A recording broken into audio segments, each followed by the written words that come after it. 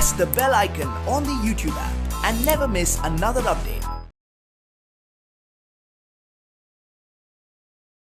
Hello ಮಕ್ಕಳೇ, ಹಿಂದಿನ ತರಗತಿಯಲ್ಲಿ ನಾವು ಪರಿಸರ ಅಂದ್ರೇನು, ಪರಿಸರದಲ್ಲಿ ಬರುವಂತಹ ಘಟಕಗಳು, ಅದರಲ್ಲಿ ಇರುವಂತಹ ಜೈವಿಕ ಘಟಕಗಳ ಪ್ರಮುಖ ವಿಧಗಳು, ಉತ್ಪಾದಕರು, ಭಕ್ಷಕರು, ವಿಘಟಕಗಳು, ಸೊ ಇವುಗಳೆಲ್ಲ ಒಂದು ವ್ಯಾಖ್ಯಾನವನ್ನು ನೋಡಿದ್ವಿ. ಅದರ ಜೊತೆಗೆ ಪರಿಸರ ವ್ಯವಸ್ಥೆ ಅಂದ್ರೇನು, ಯಾವ್ಯಾವ ರೀತಿಯ ಒಂದು ಪರಿಸರ ವ್ಯವಸ್ಥೆಯನ್ನು ನೋಡಿದ್ವಿ ಅಂತ ನಾವು ಕಳೆದ ತರಗತಿಯಲ್ಲಿ ಅಭ್ಯಾಸ ಮಾಡಿದ್ವಿ ಮಕ್ಕಳೇ. ಇವತ್ತಿನ ತರಗತಿಯಲ್ಲಿ ನಾವು ಪೋಷಣಾ ಸ್ತರಗಳು ಅಂದ್ರೇನು, ಆಹಾರ ಜಾಲ, ಆಹಾರ ಸರಪಳಿ ಅಂದ್ರೇನು ಕಲ್ತ್ಕೊಳ್ಳೋಣ. ಈಗ ಮೊದಲನೇದಾಗಿ ಕಲಿಬೇಕಾದಂಥ ಪ್ರಮುಖ ಅಂಶ ಅಂತಂದರೆ ಪೋಷಣಾ ಸ್ತರಗಳು. ಏನಪ್ಪ ಪೋಷಣಾ ಸ್ತರಗಳು ಅಂದರೆ? ಪೋಷಣಾ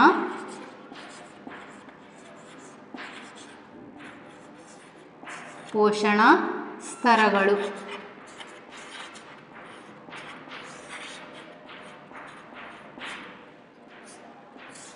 ಇದರ ವ್ಯಾಖ್ಯಾನವನ್ನು ನಾವು ನೋಡೋದಾದರೆ, ಪರಿಸರದಲ್ಲಿ ಆಹಾರ ಮತ್ತು ಶಕ್ತಿಯ ವರ್ಗಾವಣೆಯಾಗುವಂತಹ ಜೀವಿಗಳ ವಿವಿಧ ಹಂತಗಳಿಗೆ ನಾವೇನಂತ ಹೇಳ್ತೀವಿ?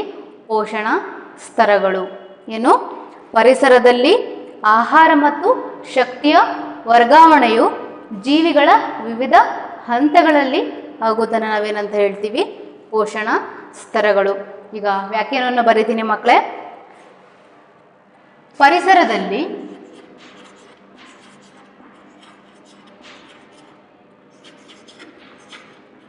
ಪರಿಸರದಲ್ಲಿನ ಆಹಾರ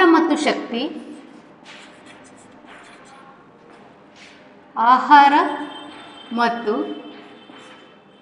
ಶಕ್ತಿ ವರ್ಗಾವಣೆಯಾಗುವ ಶಕ್ತಿಯು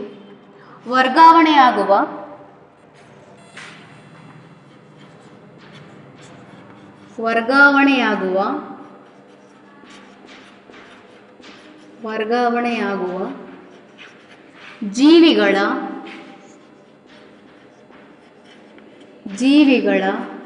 ವಿವಿಧ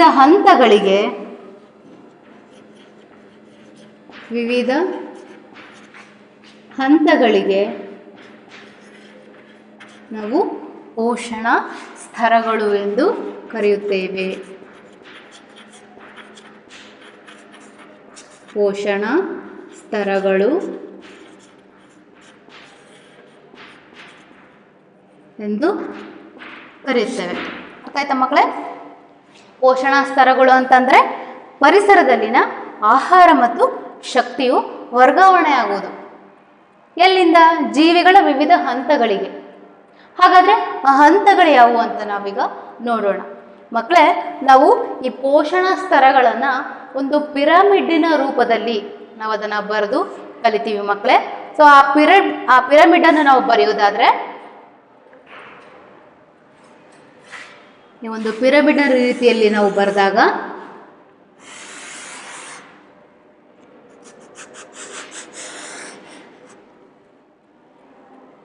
ಮೊದಲನೆಯದಲ್ಲಿ ಬರೋವು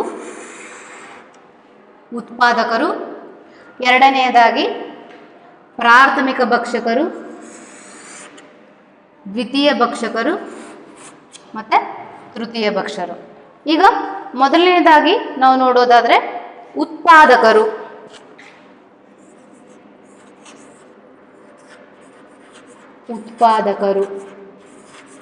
ಏನು? ಪ್ರೊಡ್ಯೂಸರ್ಸ್ ಅಂತ ನಾವು ಹೇಳ್ತೀವಿ.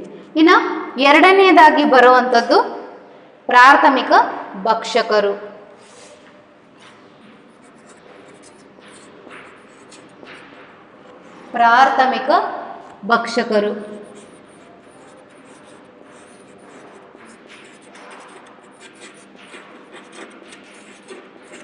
ಇನ್ನು ಮೂರನೇದಾಗಿ ದ್ವಿತೀಯ ಭಕ್ಷಕರು.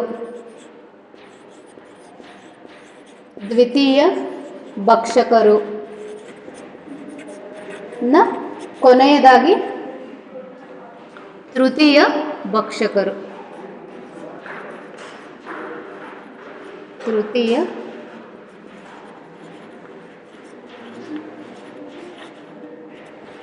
ಭಕ್ಷಕರು. ಮಕ್ಕಳೇ, ಈ ಉತ್ಪಾದಕರು,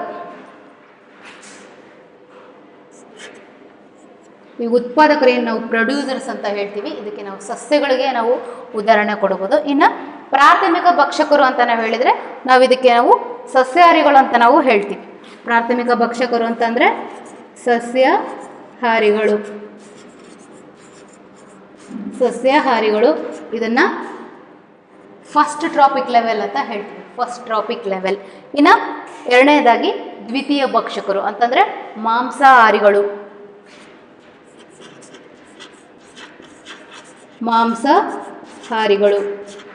ಇನ್ನು ಮೂರನೇದಾಗಿ ಬರೋದು ಉನ್ನತ ಮಾಂಸಾಹಾರಿಗಳು.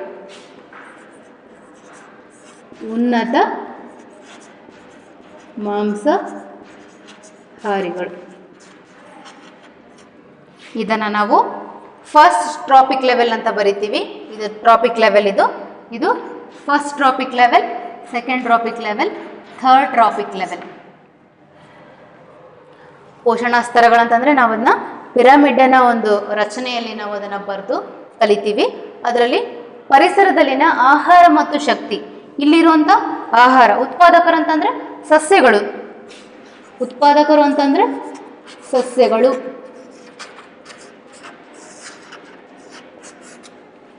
ಈ ಸಸ್ಯಗಳು ಉತ್ಪಾದನೆಯನ್ನು ಮಾಡ್ತವೆ. ಯಾವ ಥರ? ಅಜೈವಿಕ ಘಟಕಗಳನ್ನು ಉಪಯೋಗಿಸಿಕೊಂಡು. ಈ ಉತ್ಪಾದಕರು ಅಂದರೆ ಸಸ್ಯಗಳು. ಈ ಸಸ್ಯಗಳನ್ನು ಅವಲಂಬಿಸಿಕೊಂಡು ಬದುಕಿರುವಂತಹ ಜೀವಿಗಳೇ ಪ್ರಾಥಮಿಕ ಭಕ್ಷಕರು, ಅವರೇ ಸಸ್ಯಾಹಾರಿಗಳು. ಇನ್ನು ಎರಡನೇದಾಗಿ ದ್ವಿತೀಯ ಭಕ್ಷಕರು ಅಂದರೆ ಸಸ್ಯಗಳನ್ನು ತಿಂದು ಬದುಕುವಂತಹ ಜೀವಿಗಳು, ಇವರು ಮಾಂಸಾಹಾರಿಗಳು. ಇದು ಸೆಕೆಂಡ್ ಟ್ರಾಪಿಕ್ ಲೆವೆಲ್, ಇದು ಫಸ್ಟ್ ಟ್ರಾಪಿಕ್ ಲೆವೆಲ್. ಇನ್ನು ತೃತೀಯ ಭಕ್ಷಕರು, ಇದಕ್ಕೆ ಉನ್ನತ ಮಾಂಸಾಹಾರಿಗಳು ಅಂತ ಹೇಳ್ತೀವಿ. ಇದಕ್ಕೆ ಉದಾಹರಣೆಯನ್ನು ನಾವು ಕೊಡೋದಾದರೆ ಮಕ್ಕಳೇ, ಸಸ್ಯಗಳು ಉದಾಹರಣೆಯಾಗಿ ನಾವು ಒಂದು ಮೊಲ ಅಥವಾ ಒಂದು ಜಿಂಕೆಯನ್ನು ಉದಾಹರಣೆಯಾಗಿ ತಗೊಳ್ಳೋಣ. ಆ ಜಿಂಕೆಯನ್ನು ಈ ಒಂದು ಸಸ್ಯಗಳನ್ನು ಆ ಜಿಂಕೆ ತಿಂದು ಬದುಕುತ್ತೆ, ಅಂದರೆ ಇದು ಸಸ್ಯಾಹಾರಿ ಪ್ರಾಣಿ ಆಯಿತು. ಈ ಜಿಂಕೆಯನ್ನು ಅವಲಂಬಿಸಿಕೊಂಡು ಹುಲಿ ಅಥವಾ ಸಿಂಹ ಬದುಕುತ್ತೆ, ಇದು ಸೆಕೆಂಡ್ರಿ ಲೆವೆಲ್, ಅಂದರೆ ದ್ವಿತೀಯ ಭಕ್ಷಕ ಆಯಿತು, ಮಾಂಸಾಹಾರಿ. ಇನ್ನು ಉನ್ನತ ಮಾಂಸಾಹಾರಿ ಅಂತಂದರೆ ಅದನ್ನು ತಿಂದು ಬದುಕುವಂಥವು. ಈಗ ನಾವು ಇದಕ್ಕೆ ಇನ್ನೊಂದು ಉದಾಹರಣೆ ಕೊಡೋದಾದರೆ ಮೊಲ, ಸಸ್ಯಗಳನ್ನು ತಿಂದು ಮೊಲ ಬದುಕುತ್ತೆ. ಆ ಮೊಲವನ್ನು ತಿಂದು ಕಾಡು ಬೆಕ್ಕು ಅಥವಾ ತೋಳ ಅಂತ ಹೇಳ್ತೀವಿ, ಕಾಡು ಬೆಕ್ಕು ಬದುಕುತ್ತೆ. ಆ ಕಾಡು ಬೆಕ್ಕನ್ನು ತಿಂದು ಉನ್ನತ ಮಾಂಸಾಹಾರಿಗಳಂತಂದರೆ ಹುಲಿ ಅಥವಾ ಸಿಂಹ, ಚಿರತೆ ತಿಂದು ಬದುಕ್ತವೆ ಮಕ್ಕಳೇ.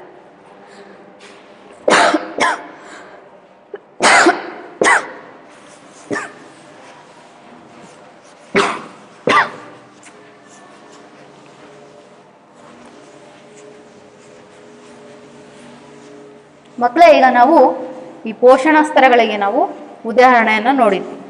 ಈಗ ಪೋಷಣಾ ಸ್ತರಗಳು ಆದಮೇಲೆ ನಾವು ಕಲಿಬೇಕಾಗಂಥ ಇನ್ನೊಂದು ಒಂದು ಪ್ರಮುಖ ಅಂಶ ಅಂತಂದರೆ ಆಹಾರ ಸರಪಳಿ. ಆಹಾರ ಸರಪಳಿ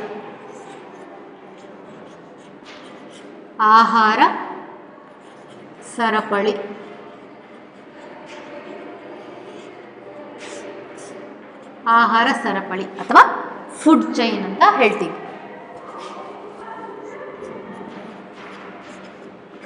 ಫುಡ್ ಚೈನ್,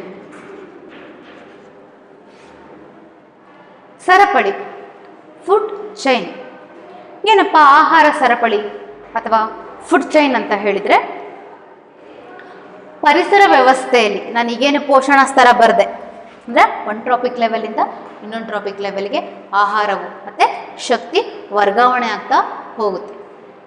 ಹಾಗಾದರೆ ಈ ಒಂದು ಆಹಾರ ಸರಪಳಿ ಅಂದರೆ ಏನು?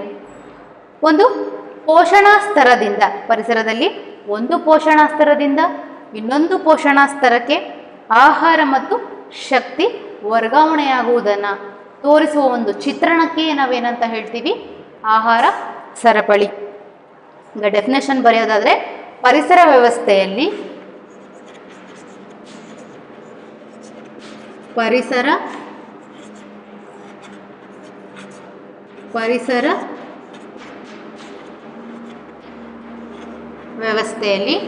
ಒಂದು ಪೋಷಣಾ ಸ್ತರದಿಂದ ಒಂದು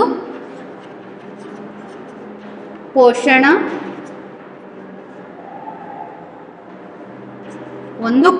ಸ್ತರದಿಂದ ಇನ್ನೊಂದು ಪೋಷಣ ಸ್ತರಕ್ಕೆ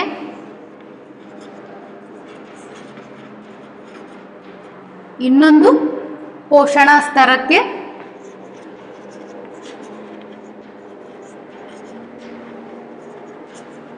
ಪೋಷಣ ಸ್ತರಕ್ಕೆ ಆಹಾರ ಮತ್ತು ಶಕ್ತಿಯು ವರ್ಗಾವಣೆಯಾಗುವುದನ್ನು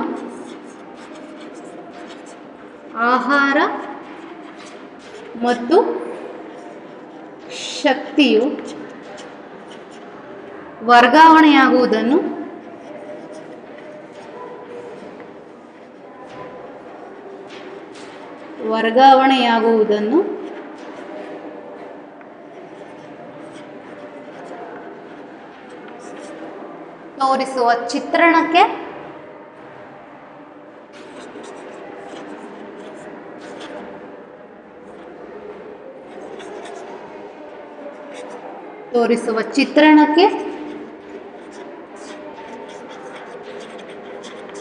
ನಾವು ಫುಡ್ ಚೈನ್ ಅಥವಾ ಆಹಾರ ಸರಪಳಿ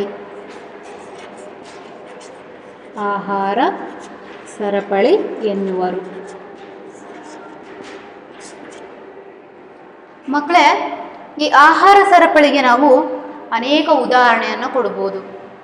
ಅಂದರೆ ಒಂದು ಹುಲ್ಲನ್ನು ತಿಂದು ಹಸು ಬದುಕುತ್ತೆ.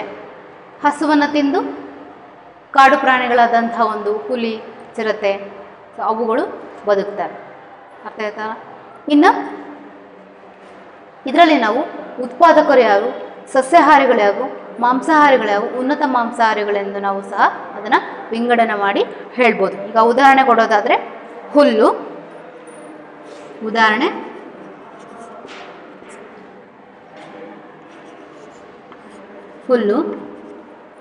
ಹುಲ್ಲನ್ನು ತಿಂದು ಮೊಲ ಅಥವಾ ಜಿಂಕೆ ಬದುಕುತ್ತೆ. ಮೊಲ ಈಗ ಮೊಲವನ್ನು ತಿಂದ್ಬಿಟ್ಟು ತೋಳ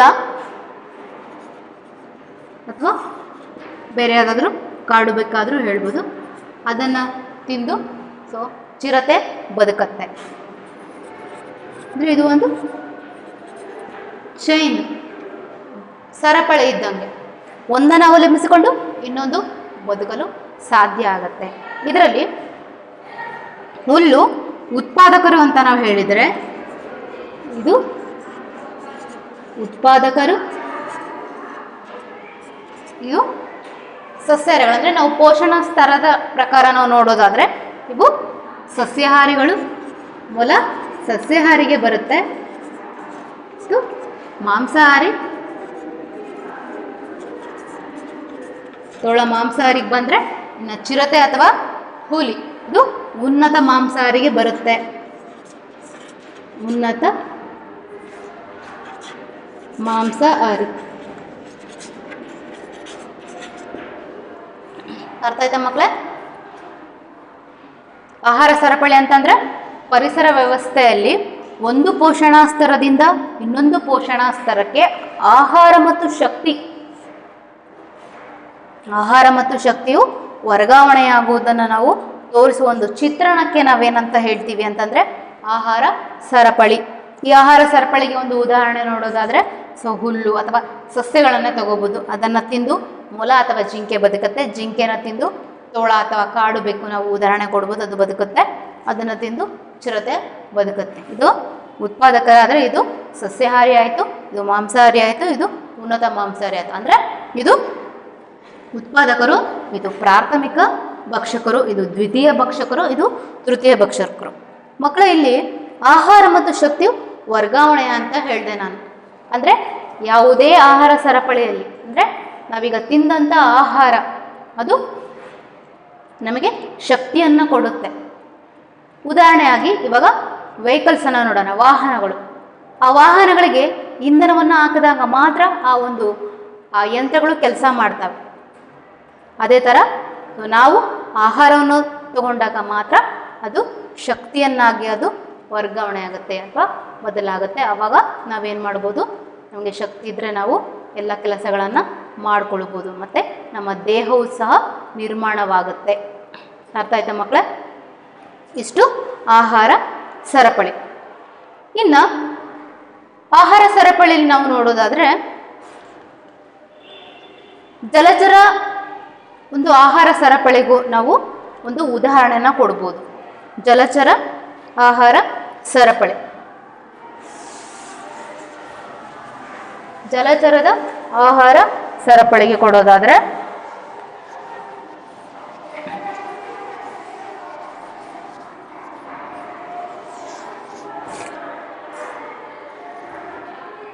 ಸಸ್ಯಗಳು,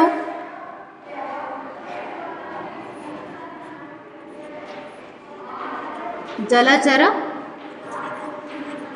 ಆಹಾರ ಸರಪಳಿಗೆ ಉದಾಹರಣೆ ಕೊಡೋದಾದರೆ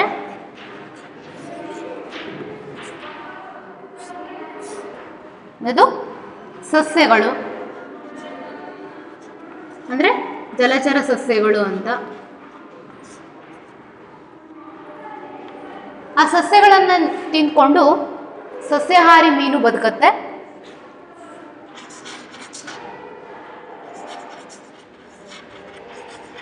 ಸಸ್ಯಾಹಾರಿ ಮೀನು ಅದನ್ನು ಅವಲಂಬಿಸಿಕೊಂಡು ದೊಡ್ಡ ಮೀನುಗಳು ಬದುಕ್ತವೆ, ಅಥವಾ ಮಾಂಸಾಹಾರಿ ದೊಡ್ಡ ಮೀನು,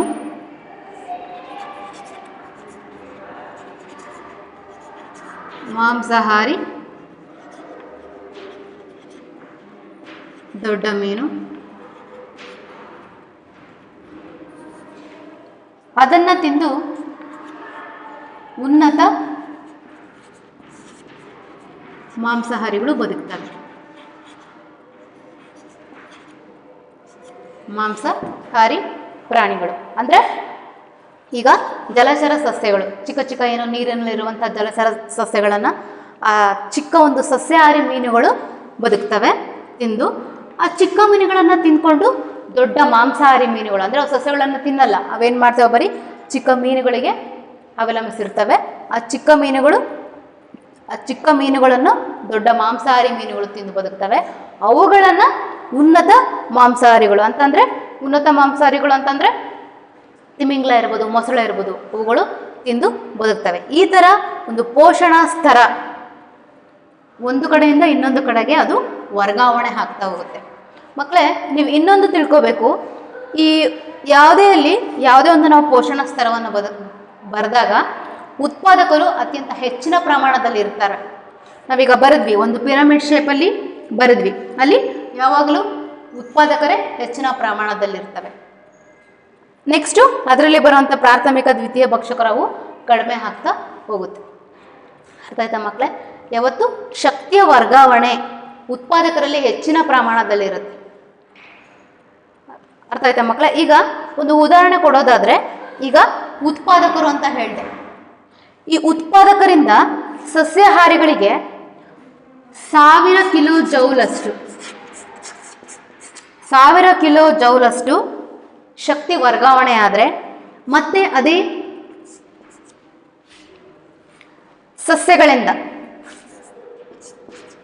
ಸಸ್ಯಗಳಿಂದ ಮಾಂಸಾಹಾರಿ ಜೀವಿಗಳಿಗೆ 100 ಕಿಲೋ ಜೌಲಷ್ಟು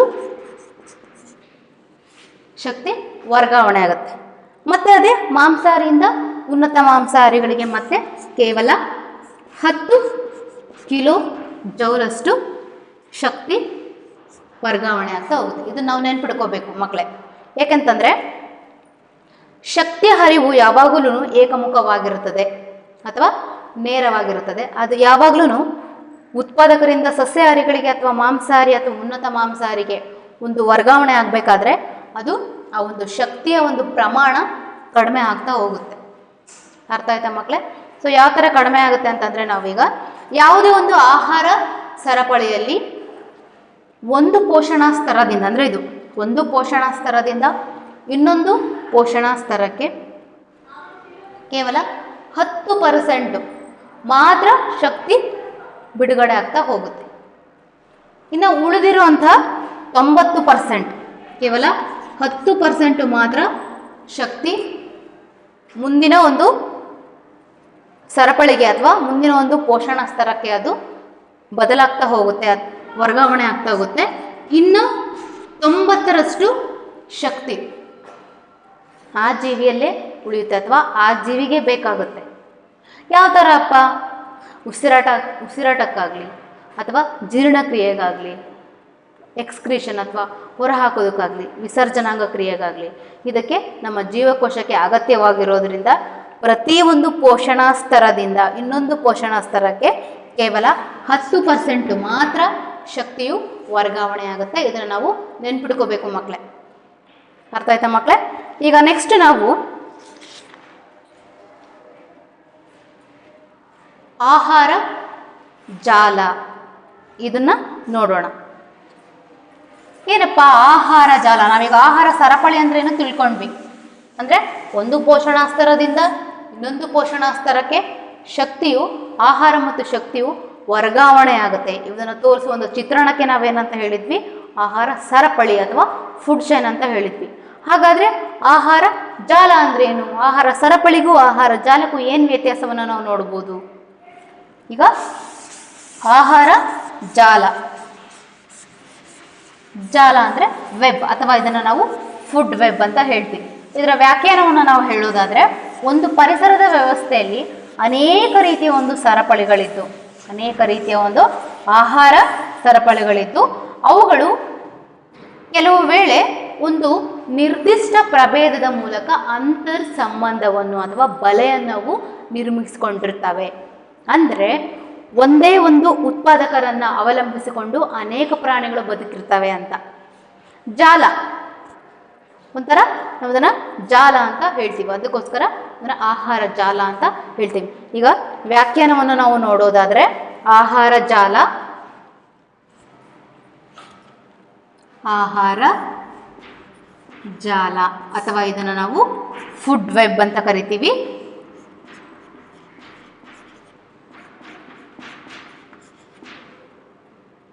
ಫುಡ್ ವೆಬ್ ಏನಪ್ಪ? ಫುಡ್ ವೆಬ್ ಅಂತಂದ್ರೆ ಒಂದು ಪರಿಸರ ವ್ಯವಸ್ಥೆಯಲ್ಲಿ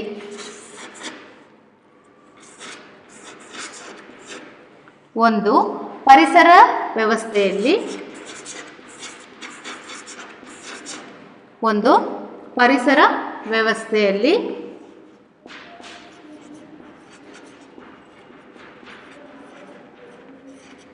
ಪರಿಸರ ವ್ಯವಸ್ಥೆಯಲ್ಲಿ ಅನೇಕ ರೀತಿಯ ಆಹಾರ ಸರಪಳಿಗಳಿದ್ದು,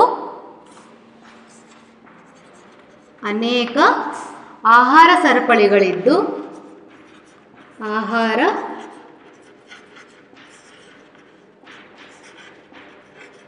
ಸರಪಳಿಗಳಿದ್ದು ಅವುಗಳು ಕೆಲವು ವೇಳೆ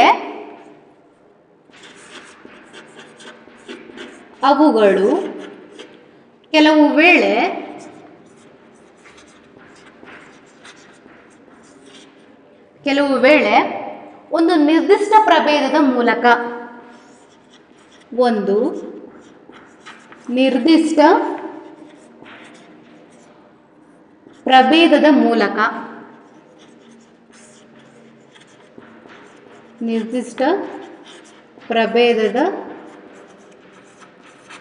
ಮೂಲಕ ಅಂತರ್ ಸಂಬಂಧವನ್ನು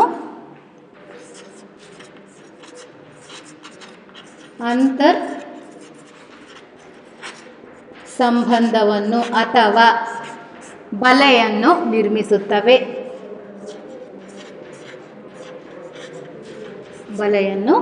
ನಿರ್ಮಿಸುತ್ತವೆ.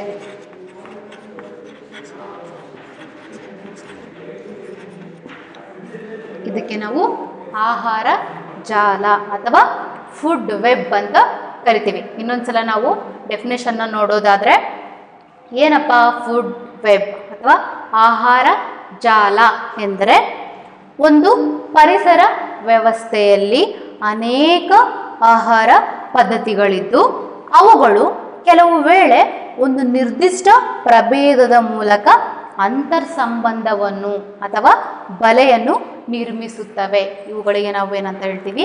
ಇದು ಆಹಾರ ಜಾಲ. ಅಂದರೆ ಅದು ಯಾವಾಗಲೂ ನೇರವಾಗಿರೋದಿಲ್ಲ.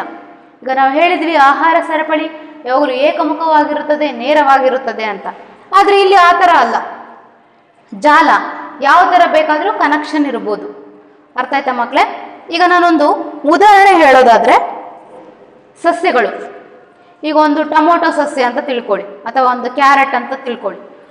ಆ ಸಸ್ಯವನ್ನು ಅಥವಾ ಟೊಮೊಟೊ ಅಥವಾ ಕ್ಯಾರೆಟನ್ನು ತಿಂದು ಮೊಲ ಬದುಕುತ್ತೆ. ಆ ಮೊಲವನ್ನು ತಿಂದು ತೋಳ ಅಥವಾ ಕಾಡು ಬೆಕ್ಕು ಅದು ಬದುಕುತ್ತೆ. ಅಂದರೆ ಅದು ಅವಲಂಬಿಸಿರುತ್ತೆ, ಅದನ್ನು ತಿನ್ನುತ್ತೆ. ಅದೇ ಆ ಒಂದು ಕಾಡು ಬೆಕ್ಕನ್ನು ತಿಂದು ಸಿಂಹ, ಹುಲಿ, ಚಿರತೆ ಬದುಕುತ್ತೆ. ಅದೇ ಥರ ಅದೇ ಒಂದು ಟೊಮ್ಯಾಟೊ ಅಥವಾ ಅದೇ ಒಂದು ಕ್ಯಾರೆಟ್, ಅದೇ ಒಂದು ಸಸ್ಯವನ್ನು ತಿಂದು ಇಲಿ ಬದುಕುತ್ತೆ. ಇಲಿನ ತಿಂದು ಹಾವು ಬದುಕುತ್ತೆ. ಹಾವನ್ನು ತಿಂದು ಹದ್ದು ಬದುಕುತ್ತೆ. ಅದೇ ಥರ ಅದೇ ಒಂದು ಸಸ್ಯವನ್ನು, ಅದೇ ಒಂದು ಉತ್ಪಾದಕ ಸಸ್ಯಗಳನ್ನು ಯಾವುದು ಮೇಕೆ ತಿನ್ನುತ್ತೆ. ಆ ಮೇಕೆಯನ್ನು ತಿಂದು ತೊಳ ಬದುಕುತ್ತೆ. ಅಂದರೆ ಒಂದೇ ಒಂದು ಆಹಾರ ಸರಪಳಿದೆ, ಅಂದರೆ ಒಂದೇ ಒಂದು ಉತ್ಪಾದಕವಿದ್ದು ಆ ಉತ್ಪಾದಕರನ್ನು ಅನೇಕ ರೀತಿಯಲ್ಲಿ ಒಂದು ಜಾಲದ ರೂಪದಲ್ಲಿ ಅದು ಜೀವಿಗಳು ಅವಲಂಬಿಸಿರ್ತವೆ. ಇದನ್ನು ನಾವು ಆಹಾರ ಜಾಲ ಅಂತ ಕರಿತೀವಿ. ನೋಡ್ರಿ ಮಕ್ಕಳೇ, ಉದಾಹರಣೆಯಾಗಿ ಇದೊಂದು ಸಸ್ಯ ಅಂತ ನಾನು ಬರಿತೀನಿ. ಉದಾಹರಣೆ ಈಗ ಸಸ್ಯ ಯಾವುದು ಟೊಮ್ಯಾಟೊ ಅಥವಾ ಅದು ಕ್ಯಾರೆಟ್ ಅಥವಾ ಯಾವುದಾದ್ರೂ ಒಂದು ತರಕಾರಿ ಒಂದು ಸಸ್ಯ ನಾವು ಬರೆದ್ವಿ. ಅದನ್ನು ತಿಂದು ಮೊಲ ಅಥವಾ ಜಿಂಕೆ, ಅದನ್ನು ತಿಂದು ಕಾಡು ಬೆಕ್ಕು,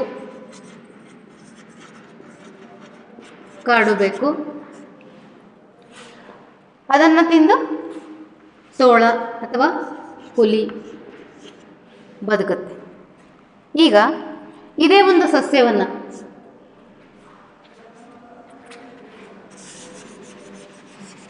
ಇದೇ ಒಂದು ಸಸ್ಯ ಅಥವಾ ತರಕಾರಿ ಅಥವಾ ಹಣ್ಣು, ಇದೇ ಒಂದು ಸಸ್ಯವನ್ನು ತಿಂದು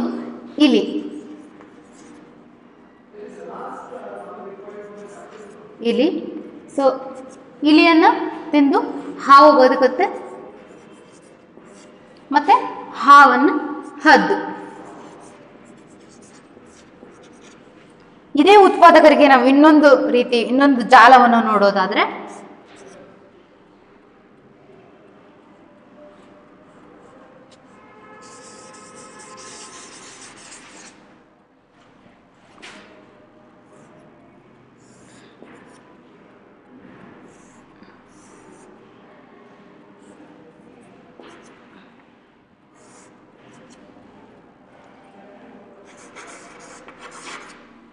ಇನ್ನೊಂದು ಜಾಲ ನೋಡೋದಾದ್ರೆ ಮೇಕೆ. ಆ ಮೇಕೆಯನ್ನು ತಿಂದು ತೋಳ, ಅದೇ ತೋಳವನ್ನು ತಿಂದು ಚಿರತೆ ಅಥವಾ ಹುಲಿ. ಅರ್ಥ ಆಯ್ತಾ ಮಕ್ಕಳೇ? ಇಲ್ಲಿ ಒಂದೇ ಸಸ್ಯ ಇದೆ, ಆದರೆ ಜಾಲ ಮಾತ್ರ ಹಲವಾರು ಇದ್ದಾವೆ. ಆದರೆ ಇದು ಯಾವಾಗಲೂ ಏಕಮುಖವಾಗಿ ಇರಬೇಕಂತಲ್ಲ, ಯಾವ ಥರ ಬೇಕಾದರೂ ಜಾಲದ ರೂಪದಲ್ಲಿ ಅವು ಆಹಾರವನ್ನಾಗಿ ಬಳಸ್ಕೊತವೆ. ಅದಕ್ಕೋಸ್ಕರ ಇದು ಆಹಾರ ಜಾಲ ಅಂತಂದರೆ ಒಂದು ಪರಿಸರ ವ್ಯವಸ್ಥೆಯಲ್ಲಿ ಅನೇಕ ರೀತಿಯ ಒಂದು ಆಹಾರ ಸರಪಳಿಗಳಿದ್ದು ಅವುಗಳು ಕೆಲವು ವೇಳೆ ಒಂದು ನಿರ್ದಿಷ್ಟ ಪ್ರಭೇದದ ಮೂಲಕ ಅಂತರ್ ಸಂಬಂಧವನ್ನು ಹೊಂದಿರ್ತವೆ. ಈ ಒಂದು ಅಂತರ್ ಸಂಬಂಧವನ್ನು ಹೊಂದಿರುವುದಕ್ಕೆ ಅಥವಾ ಬಲೆಯನ್ನು ನಾವೇನಂತ ಹೇಳ್ತೀವಿ? ಆಹಾರ ಜಾಲ. ಇನ್ನು ಮಕ್ಕಳೇ, ಈ ಆಹಾರ ಜಾಲ ಆದಮೇಲೆ ನಾವು ಈಗ ಸೂರ್ಯನ ಬೆಳಕು, ಈ ಸೂರ್ಯನ ಬೆಳಕನ್ನು ಸಸ್ಯಗಳು ಅಂದರೆ ಉತ್ಪಾದಕರು ಏನು ಮಾಡ್ತವೆ? ಉಪಯೋಗಿಸ್ಕೊಳ್ತವೆ. ಅಂದರೆ ಅವು ಶಕ್ತಿಯ ರೂಪದಲ್ಲಿ ಉಪಯೋಗಿಸ್ಕೊತವೆ. ಅವು ಏನು ಮಾಡ್ತವೆ?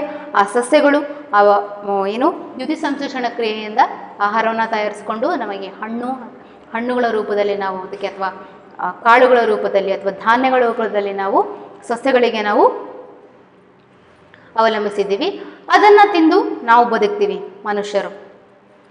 ಅಂದರೆ ಇಲ್ಲಿ ಶಕ್ತಿ ವರ್ಗಾವಣೆ ಆಗ್ತಾ ಹೋಗುತ್ತೆ. ಆದರೆ ನೆನ್ಪಿಟ್ಕೊಳ್ಳಿ, 10% ಮಾತ್ರ ಶಕ್ತಿ ಮಾತ್ರ ಒಂದು ಪೋಷಣ ಸ್ತರದಿಂದ ಇನ್ನೊಂದು ಪೋಷಣ ಸ್ತರಕ್ಕೆ ಅದು ಬದಲಾಗ್ತಾ ಹೋಗುತ್ತೆ. ಇನ್ನು ನಾವು ಕೊನೆಯದಾಗಿ ನೋಡೋದಾದರೆ ಇವತ್ತಿನ ತರಗತಿಯಲ್ಲಿ ಆಹಾರ ಸರಪಳಿ. ಈಗ ನಾವು ಆಹಾರ ಸರಪಳಿ ಅಂತ ಹೇಳಿದ್ವಿ, ಅಂದರೆ ಒಂದು ಪೋಷಣ ಸ್ತರದಿಂದ ಇನ್ನೊಂದು ಪೋಷಣ ಸ್ತರಕ್ಕೆ ಆಹಾರ ಮತ್ತು ಶಕ್ತಿ ವರ್ಗಾವಣೆಯಾಗೋನ್ನು ತೋರಿಸುವ ಒಂದು ಚಿತ್ರಣಕ್ಕೆ ನಾವು ಆಹಾರ ಸರಪಳಿ ಅಂತ ಹೇಳಿದ್ವಿ. ಆದರೆ ಈಗ ಇನ್ನೊಂದು ಮುಖ್ಯವಾದ ಅಂಶ ಅಂತಂದರೆ ಈ ಆಹಾರ ಸರಪಳಿ ಮತ್ತೊಂದು ಆಸಕ್ತಿದಾಯಕ ಒಂದು ವಿಷಯ ಏನಪ್ಪ ಅಂತ ಅಂದರೆ, ಕೆಲವು ಹಾನಿಕಾರಕ ರಾಸಾಯನಿಕಗಳು ನಮಗೇ ಗೊತ್ತಿಲ್ಲದ ಪೋಷಣ ಸ್ತರಗಳ ಮೂಲಕ ನಮ್ಮ ದೇಹವನ್ನು ಸೇರ್ತವೆ. ಅಂದರೆ ಈಗ ಒಂದು ಪೋಷಣ ಸ್ತರದಿಂದ ಇನ್ನೊಂದು ಪೋಷಣ ಸ್ತರಕ್ಕೆ ಏನು ಶಕ್ತಿ ಮತ್ತು ಆಹಾರ ವರ್ಗಾವಣೆ ಆಗುತ್ತೆ ಅಂತ ನಾವು ಕಲ್ತೀವಿ. ಆದರೆ ನಮಗೇ ಗೊತ್ತಿಲ್ಲದೆ ಹಲವಾರು ರಾಸಾಯನಿಕಗಳು ನಮ್ಮ ದೇಹವನ್ನು ಸೇರ್ತಾ ಇದ್ದಾವೆ. ಅದರಲ್ಲಿ ತುಂಬ ಗರಿಷ್ಠ ಮಟ್ಟದಲ್ಲಿ ನಾವು ನೋಡೋದಾದರೆ ಮನುಷ್ಯರು ಯಾಕಂತಂದರೆ ಉತ್ಪಾದಕರಿಗೆ ತುಂಬ ಅವಲಂಬಿತವಾಗಿರೋದೇ ಮನುಷ್ಯರು. ಯಾವ ಥರ ಈ ಒಂದು ಕೆಮಿಕಲ್ಸ್ ಅಥವಾ ಏನು ರಾಸಾಯನಿಕಗಳು ನಮ್ಮ ದೇಹವನ್ನು ಸೇರ್ತಾವಪ್ಪ ಅಂತಂದರೆ, ಉದಾಹರಣೆಯಾಗಿ ಈಗ ನಾವು ಸಸ್ಯಗಳಿಗೆ ಅನೇಕ ರೋಗಗಳಿಗೆ ತುತ್ತಾಗ್ತಿದ್ದಾವೆ, ಅಥವಾ ಚೆನ್ನಾಗಿ ನಮಗೆ ಇಳುವರಿಯನ್ನು ಕೊಡಲಿ, ಬೇಗ ನಮಗೆ ಇಳುವರಿಯನ್ನು ಕೊಡಲಿ ಅನ್ನೋ ಒಂದು ದುರಾಸೆಗೆ ಏನು ಮಾಡ್ತೀವಿ ಅಂತಂದರೆ ನಾವು ಅನೇಕ ಒಂದು ರಾಸಾಯನಿಕಗಳನ್ನು ಹಾಕ್ತೀವಿ, ಅಥವಾ ಯಾವುದೇ ರೀತಿ ಒಂದು ಕೀಟಗಳ ಬೀಳಬಾರದಂಥ ಕೀಟನಾಶಕಗಳನ್ನು ಹಾಕ್ತೀವಿ. ಇವುಗಳನ್ನು ಹಾಕೋದ್ರಿಂದ ಏನಾಗುತ್ತೆ ಅಂತಂದರೆ ಅವು ಮಣ್ಣಲ್ಲಿ ಅಥವಾ ಲವಣಗಳಿಂದ ಅವು ಹೀರ್ಕೊಂಡ್ಬಿಟ್ಟು ಅಬ್ಸರ್ವ್ ಆಗಿ ಅವೇನು ಬೆಳೆತವ ಧಾನ್ಯಗಳು ಅಥವಾ ಹಣ್ಣುಗಳು ಅಥವಾ ತರಕಾರಿಗಳು ಅವುಗಳ ಮೂಲಕ ಆ ರಾಸಾಯನಿಕಗಳು ಅವಕ್ಕೆ ವರ್ಗಾವಣೆ ಆಗ್ತವೆ. ಇಂಥ ಆಹಾರವನ್ನು ನಾವು ಸೇವನೆ ಮಾಡಿದಾಗ ಅಲ್ಲಿರುವಂಥ ರಾಸಾಯನಿಕಗಳು ಫುಡ್ ಚೈನ್ ಮೂಲಕ, ಅಂದರೆ ನಾವು ಅವಲಂಬಿಸಿದ್ದೀವಿ, ಉತ್ಪಾದಕರನ್ನು ಅವಲಂಬಿಸಿದ್ವಿ. ಯಾರು? ಪ್ರಾಥಮಿಕ ಭಕ್ಷಕರು, ದ್ವಿತೀಯ ಭಕ್ಷಕರು, ತೃತೀಯ ಭಕ್ಷಕರು. ಈ ಥರ ಒಂದು ಪೋಷಣ ಸ್ತರದಿಂದ ಇನ್ನೊಂದು ಪೋಷಣ ಸ್ತರಕ್ಕೆ ಆ ರಾಸಾಯನಿಕಗಳು ಏನು ವರ್ಗಾವಣೆ ಆಗ್ತಾನೇ ಇರ್ತವೆ. ಅದರಲ್ಲಿ ಗರಿಷ್ಠ ಮಟ್ಟದಲ್ಲಿರುವವರು ಮನುಷ್ಯರು. ಸೊ ಈ ಒಂದು ಪ್ರಕ್ರಿಯೆಗೆ ನಾವೇನಂತ ಹೇಳ್ತೀವಿ? ಜೈವಿಕ ಸಂವರ್ಧನೆ ಅಥವಾ ಬಯೋಲಾಜಿಕಲ್ ಮ್ಯಾಗ್ನಿಫಿಕೇಶನ್. ಡೆಫಿನೇಷನ್ ನಾವು ನೋಡೋದಾದರೆ ಬಯೋಲಾಜಿಕಲ್ ಮ್ಯಾಗ್ನಿಫಿಕೇಶನ್ ಅಥವಾ ಜೈವಿಕ ಸಂವರ್ಧನೆ.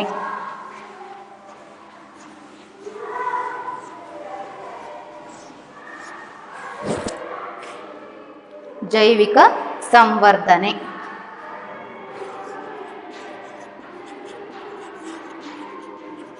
ಜೈವಿಕ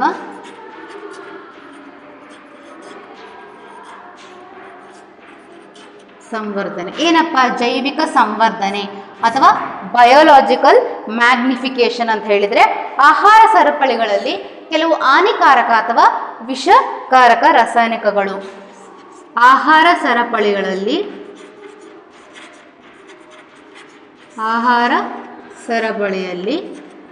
ಕೆಲವು, ಮಕ್ಕಳೇ ಈ ಡೆಫಿನೇಷನ್ ಅಥವಾ ಈ ವ್ಯಾಖ್ಯಾನವನ್ನು ನೀವು ಕಲೀಲೇಬೇಕು. ಸೊ ಅದಕ್ಕೋಸ್ಕರ ಗಮನ ಇಟ್ಟು ಕೇಳಿ. ಏನಪ್ಪ ಜೈವಿಕ ಸಂವರ್ಧನೆ ಅಂತಂದರೆ, ಆಹಾರ ಸರಪಳಿಗಳಲ್ಲಿ ಕೆಲವು ರಾಸಾಯನಿಕಗಳು ಅಥವಾ ಕೆಲವು ಹಾನಿಕಾರಕ ರಾಸಾಯನಿಕಗಳು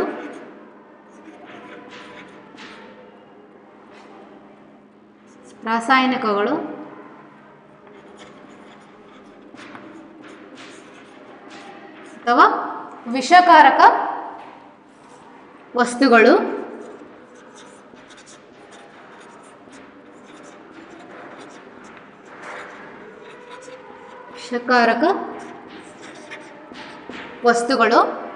ಆಹಾರ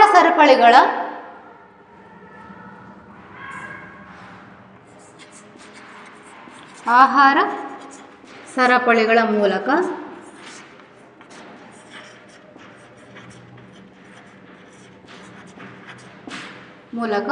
ಒಂದು ಪೋಷಣ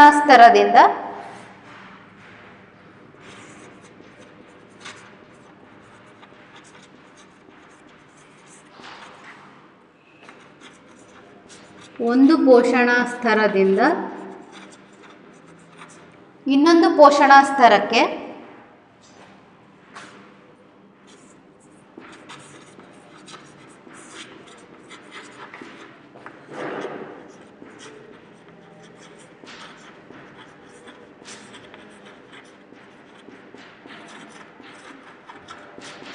ಅಥವಾ ಒಂದು ಪೋಷಣಾ ಸ್ತರದಿಂದ ಇನ್ನೊಂದು ಪೋಷಣಾ ಸ್ತರದ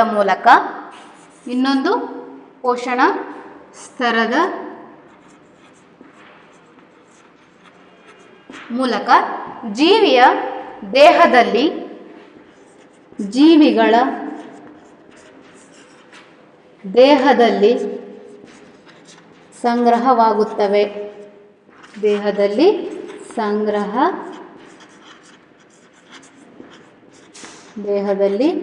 ಸಂಗ್ರಹವಾಗುತ್ತವೆ. ಈ